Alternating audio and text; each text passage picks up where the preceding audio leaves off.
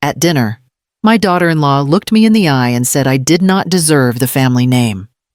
My husband went still, and every relative around the table watched my face like they were waiting for it to break. My name is Marinelle Carter. I am 63. For a moment, I felt the room narrow around her words.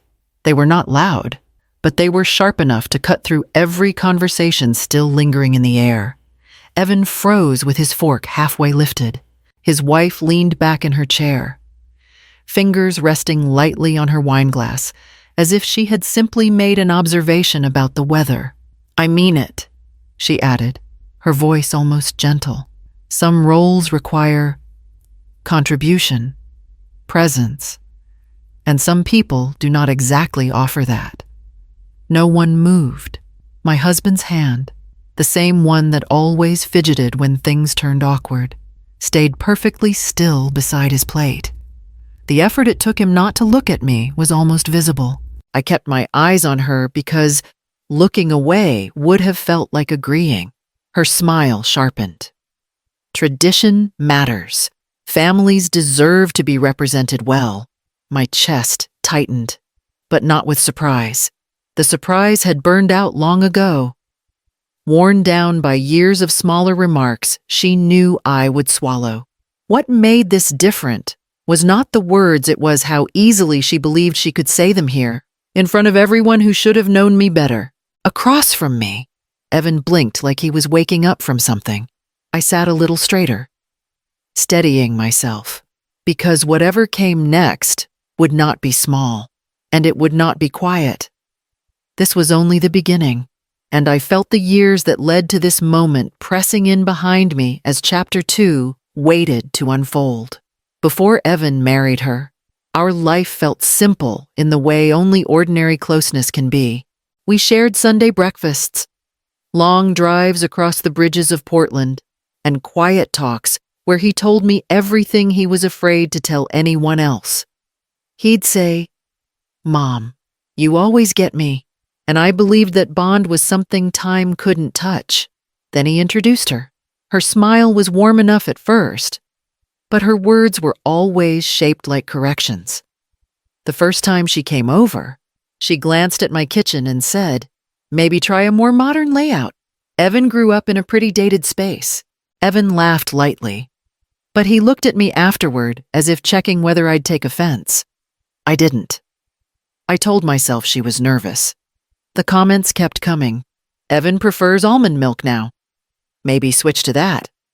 Your lasagna is a little heavy. He's trying to eat cleaner. Your traditions are sweet, but we're creating our own." Each comment carried an unspoken critique, more controlling than helpful.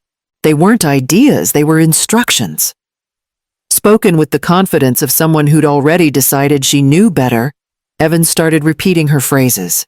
"We don't do big birthdays anymore. We don't need to stop by this weekend. Mom, don't make it a thing." I'd look at him and see the same face I'd raised, but his voice carried someone else's rhythm. One night, after she left the room, I said softly, "You don't have to change everything about yourself to make someone happy." He rubbed the back of his neck the way he did when he felt trapped. "It's just easier this way.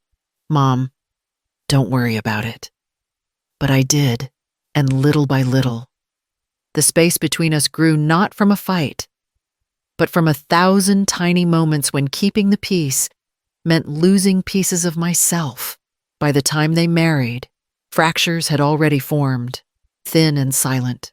Her name is Leanne, and she grew up in Walnut Creek, in a family that treated confidence like currency. Her parents owned a consulting firm, sent her to private schools, and raised her on the belief that the world listened to people who spoke the loudest. The first time I met them, her mother shook my hand and said, "Evan's lucky.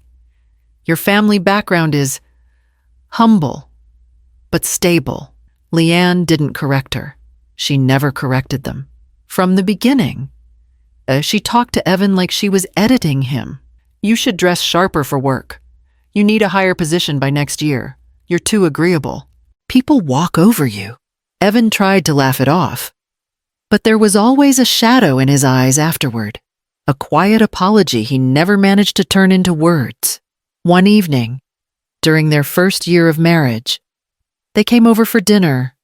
While Evan went to help my husband in the garage, Leanne opened my cabinet without asking and smiled. "You really should replace these pans. Evan grew up eating on non-stick. This stuff is outdated." I kept my voice steady.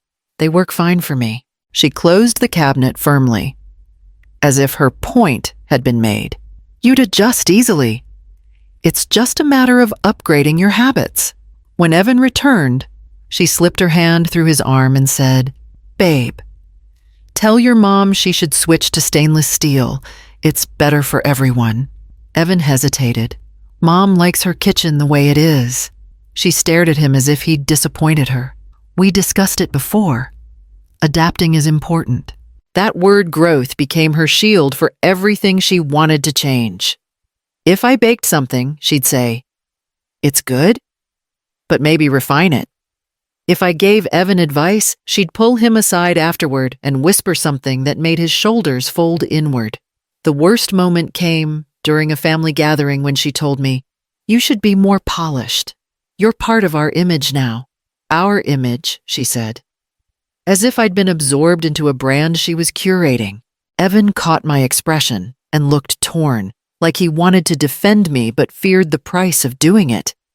And Leanne, standing there with her perfect posture and perfect certainty, believed she was shaping us all for the better. She didn't see the cracks she created, only the control she gained. Evan started changing in ways he couldn't explain, but I saw it long before he admitted it. The confidence he once carried in quiet ways began slipping out of him, replaced with a constant alertness, as if every word might spark an argument waiting behind a closed door. One afternoon, he stopped by my house alone. No warning, just a soft knock and his tired smile. "I'm sorry about last night," he said before I could speak. "My birthday dinner. He'd promised to come. He didn't." "You don't owe me an apology," I told him, even though we both knew he did. He sat at the table, hands clasped. Leanne didn't want to go. She said your place feels cluttered, that it stresses her out. I kept my tone calm. "You could have come without her." He let out a breath that sounded like defeat. "She said it'd look disrespectful, and I didn't want to fight." There it was, the quiet truth slipping out. I reached for his hand. "You're allowed to have your own choices." "Evan," he pulled back gently, not rejecting the comfort, but avoiding what it meant. "Mom, please don't make this harder." "I'm not," I said softly. "I'm trying to understand." He stared at the wall, eyes blinking faster than usual. "I don't know how to make both of you happy anymore." The door opened then, and Leanne stepped in without knocking, her voice light. "There you are. I told you we didn't have time for a long visit." Evan stiffened. "I just needed to talk to my mom." "We should go now," she said, a hint of irritation in her tone. He stood slowly, like his body answered her before his mind could. As they left, he looked back once, guilt clouding his face. And I understood something painful and simple. He'd been divided so long he no longer knew where he was allowed to stand. The message came in our family group chat on a Wednesday morning. Leanne wrote it like she was sending instructions to a corporate team, not inviting us to dinner. "Holiday dinner will be at our place. Dress in muted colors. Bring something light, nothing heavy or traditional. I'll handle the main dishes." A moment later she added, "Seating will be arranged, so don't worry about where to sit." My phone buzzed again. Her mother chimed in from California. "This is a chance for everyone to show unity. Presentation matters." My sister-in-law replied, "Love it. We should all match the tone Leanne and Evan are setting." Even my husband simply acknowledged with a brief comment, avoiding conflict. I typed, "I'll be there," then stared at the words longer than I should have before hitting send. That afternoon, my cousin called. "You saw the message. She wants everything perfect. You know how she is about appearances." "I know," I said, keeping my voice even. She's been talking about family standards a lot. I've heard. There was a pause. Just be careful. It sounds like she's planning something. When I hung up, the unease settled deeper.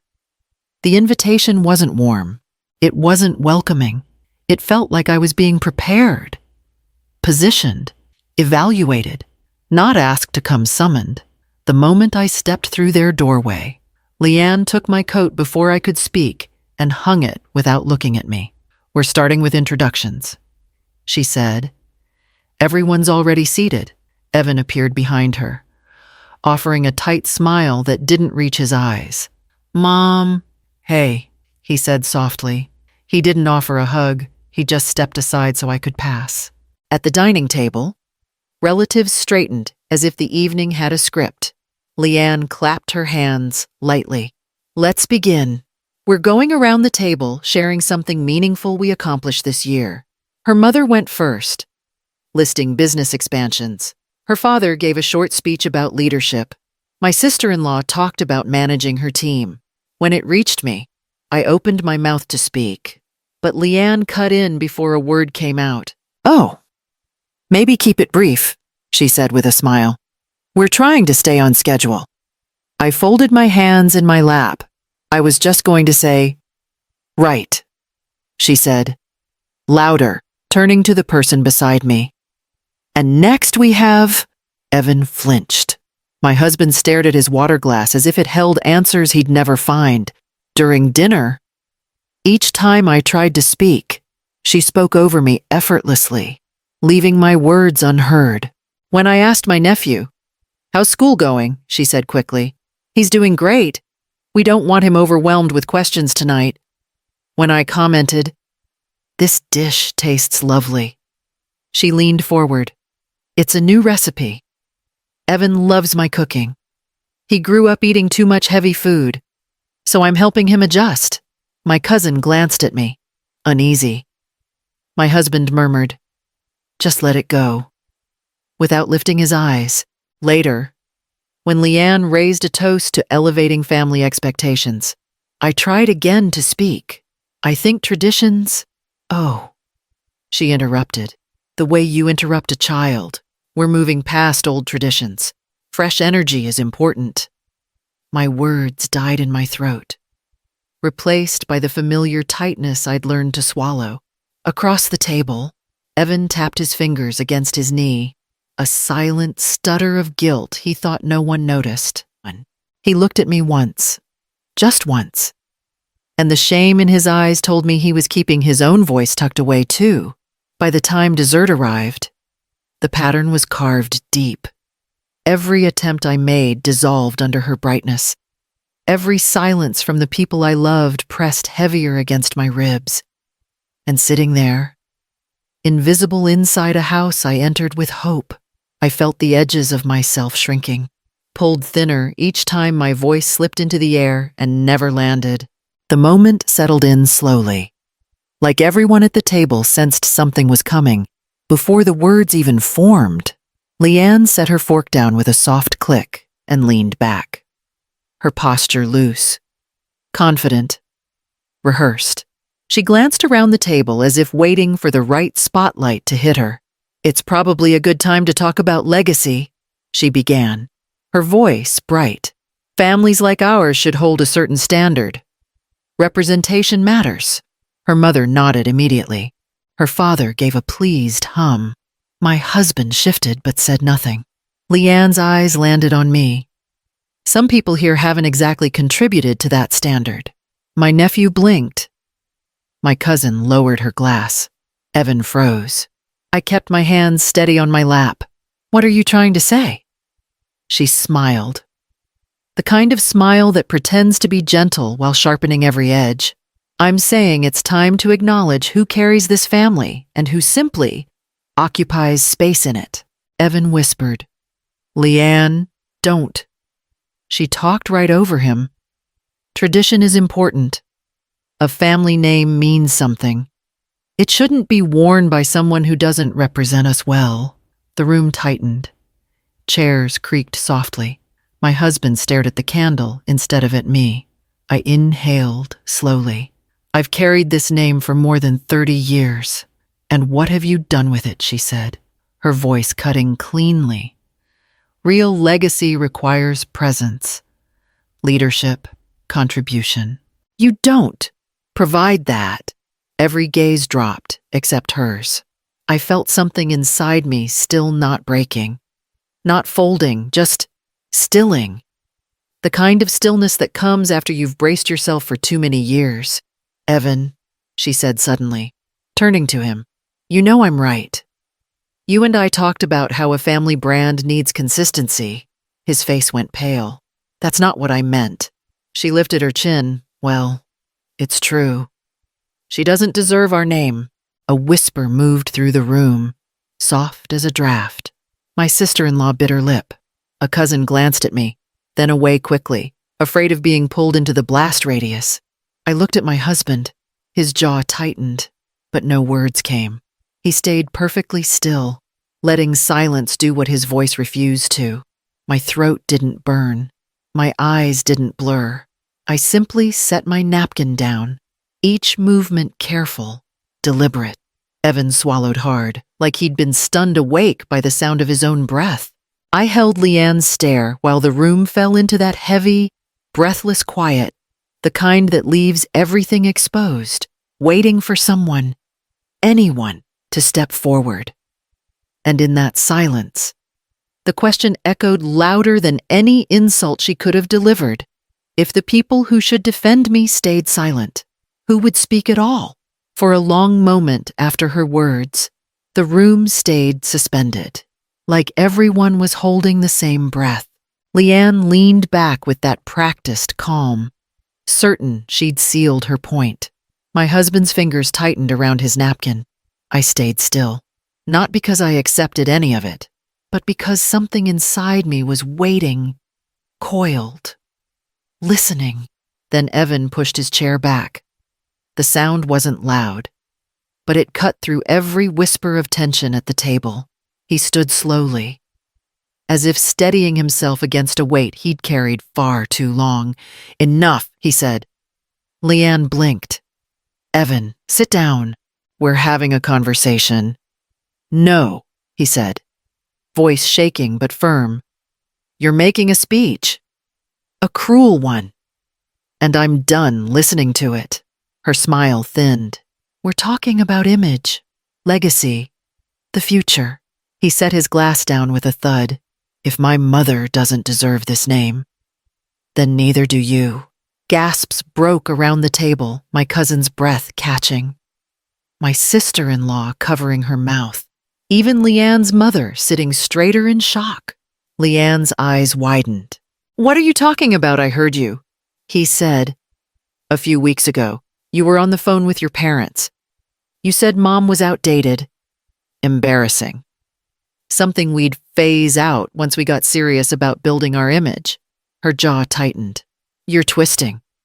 And you said I needed to stop acting like a boy raised in Portland and start acting like someone worthy of your family's name. His voice cracked, then steadied again. You mocked me. You mocked her. And I pretended it was nothing. I was venting. She snapped. Every couple vents. Not like that, he said. And not about phasing out someone's mother. Silence pressed on every wall. Evan looked at my husband then. Dad. Say something. My husband opened his mouth, closed it, then whispered. She shouldn't have talked to your mother that way. It wasn't loud, but it was the first time he'd sided with me in months. Leanne stood abruptly. So you're taking her side now? Over your wife, I'm taking the side of basic decency, Evan said. And I'm done standing quiet while you tear her down. Leanne's eyes darted around the table for support that didn't come. Evan turned toward me, voice softening. Mom, I should have spoken sooner. His shoulders eased in a way I hadn't seen in years, like finally telling the truth gave him his own breath back. And in that fragile, echoing quiet, one truth pulsed through the room. Fear couldn't hold him hostage anymore. Leanne left the dinner without a coat, without a goodbye, just the sharp slam of the door and the sound of her heels striking the driveway.